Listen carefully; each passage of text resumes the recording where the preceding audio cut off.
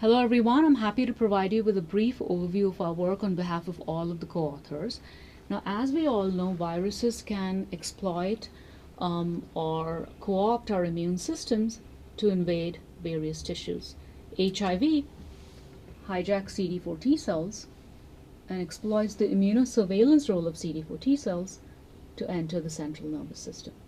Now, because this can have consequences such as increasing neuroinflammation, abbreviated as NI, which then increases the risk for neurodegeneration, there is a great deal of interest in figuring out strategies to prevent this T cell influx from the periphery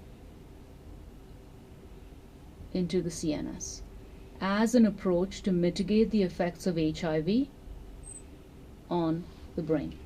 And so in our study in SIV-infected rhesus macaques, we used alpha-4 integrin, which is essentially a molecule expressed on the surface of T cells and which allows them to enter the central nervous system. Antibodies against alpha-4 integrin are used in patients with MS to prevent T cell entry from the blood into the CNS. What we found in SIV-infected rhesus macaques under alpha-4 blockade was that despite blockade, CD4 T cells, the viral carriers, could still enter the brain and seed the brain with virus. On the other hand, activated CD8 T cells, the viral fighters, could not. As a result, there was an increase in viral burden within the CNS, and this was specific to the gray matter regions of the brain parenchyma. We confirmed this trafficking mechanism in mice, so we generated mice that either lagged alpha-4 in CD4 T cells or CD8 T cells, and then using models of homeostasis and LPS-induced neuroinflammation, we found that indeed CD8 T cells, especially activated CD8 T cells, were more reliant on alpha-4 for migrating to the brain, while CD4 T cells were not.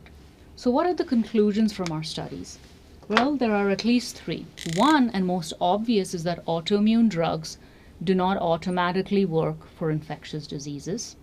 Second, from the mechanistic standpoint, CD8 T cells are more reliant on alpha-4 integrin relative to CD4 T cells, especially to migrate to the gray matter regions of the brain parenchyma.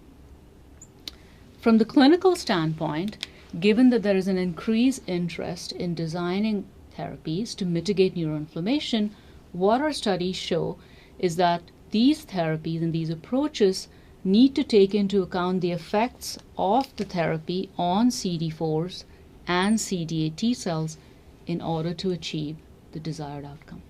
Thank you.